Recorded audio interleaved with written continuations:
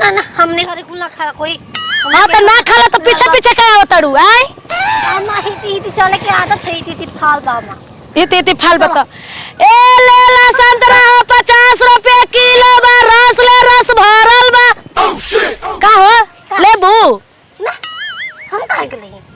जब लेबे के नहीं के तो पीछे पीछे चला तड़ू चढ़ेबो रे बुका से कैसे इल्जाम लगा अरे खेल बढ़िया रे कैसे मार देला रे कैसे तू इल्जाम लगा दिला रे बताओ कैसे लगा दिला बता ना हमरा पीछे पीछे में तो लगाई ना ओही मई काहे लगवा रोज हमार पप्पा के तार हो हैं तारा बाप के लोड़वा हां ओही का होते रे का होते आय रे मई आय रे दादा आय रे दादा आय रे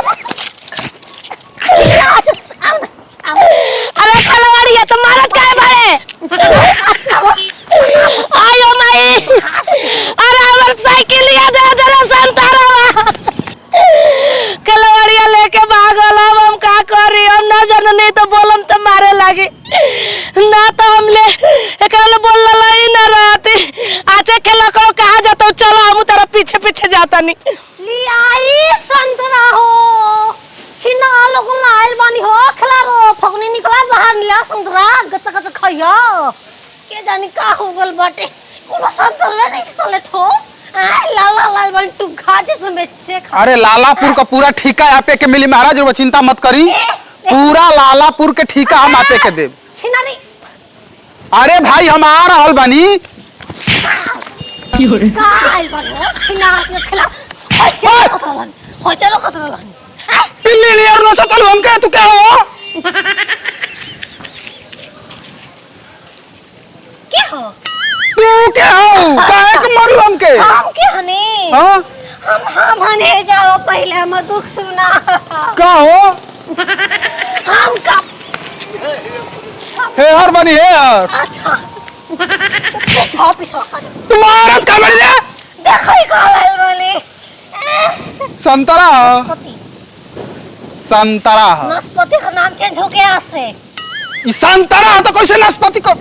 काहे ना खा सकेलो महाराज का बड़ बिना मरले ना बात कर सकलू नहीं सुनना ना हमारे नाशपाती अरे बहिनी कितना इम्पोर्टेंट काम बा हमरा ब्लॉग पर वीडियो बाबू फोन कर रहन हम जा तनी ओज के आम सभा बा आ तू हेजा हमरा के संतरा देबू कौन सा बाबा आम सभा मैं आम खाऊंगा उसी को बेचूंगा चल बाकी लेकर आके कहाँ आम खाऊंगा बेचा चाहते तो रखे तोरा कुछ काम बा हम मुखिया आई बोलो हर समस्या के समाधान कर दम छिनार तो मुंह दिखाई में कर लेके आइल बनी हैं तू मारत काहे वाली रे चल ले जरूरी बा और ई कहा हां अच्छा अब ई कहा हमारी इज्जत नहीं खे हमको बेइज्जत कर तो तू भरल सभा में कहिए ये तो हमारे बीच में होती है कब तक खाई ले लो हमको 2 रुपए दो सर्व पागल जानती है काहे के करल हम बतियाओ तनी जे कटल कैसे जाया रे किससे पूछ के तू जाया उसमें रिया है तो उसको पैसा दे का पैसा भाई धारा आप हम चलनी ने के जो पैसा दे अरे कौन मर आई बा काहे ना हो तो काहे ना ले दो का समझो तो पर के हिटलर हो का मशीन हनी फायदा को दिल मन देखला अरे तो हम मुखिया हई दिन दहाड़े उठवा ले उठा तो भूसरी वाला अब उठाओ अबे कैसे उठा ले काहे के उठा ले काहे ना उठाइबा सर काहे के करले बतिया तनी पागल से चले दे किसको बोला रे तू मारो काहे के मारी रे मारो मर्यादा मेरा मर्यादा में ठीक बा तो काटती है चला जीजा ना हमार जीजा ले ला हम तो जीजा आई मुखिया है गुड्डू सिंह आई एम गुड्डू सिंह मुखिया कितना बोल देले से के बार में रे कितना आई हम गुड्डू से मुखिया हम अभी ले ले पापा 2 को ले लो लेके ले लो जाता पैसा निकाल पैसा निकाल ना हट ये हम ना ले 100 रुपया भोसड़ा हमरा के होई वो चाहिए 200 ले 200 ले ई ना चाहिए हो तेरे सरवाई कहां फंस गेली ए भैया कोई माई जे हो हाय वो ए भोसड़ो 200 देते ना मैंने 2000 ले 2000 कैसन तरह बा छिनार कहीं का जो सिखवा 2000 दे के जान बचा लो नक्सी का चाहिए दे हैं? सुन का प्यार का वाला 2 रुपया हाँ कहाँ फंस गई नहीं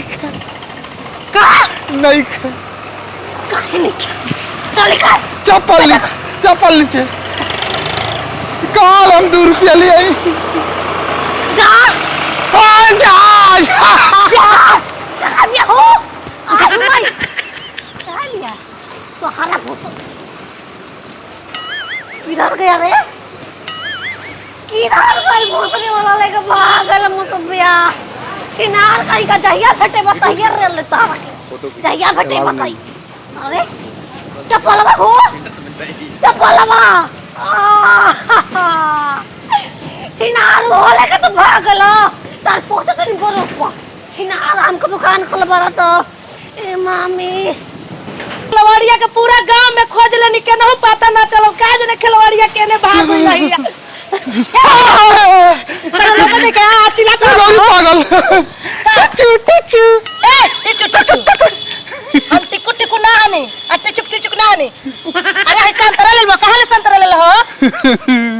का बताइए बहनी को संतरा बेचत रही भोसड़ी पागल भी है एकदम साफ ए भैया उ केने कोइला ये खिलवाड़िया पागल नहीं के उ बहुत जनहक भी हम चोरा के लेके भागल बिया वाह हां हम बेचे वाली हनी कितना जानी जी संतरा ले बेचत पागल है ना है तू पागल तारे नजर आवतनी हम पागल नजर आवतनी हैं कनिया गोली रोडवा धैले रोडवा चिन्हत रह हम कलम तनी हो केन कहां कहियो के सीधे कोइला या बाकी हमारा गांव में एगो पागल बिया चिरकुट के पतो हां हां कहीं उहे त ना न रहलियो पगली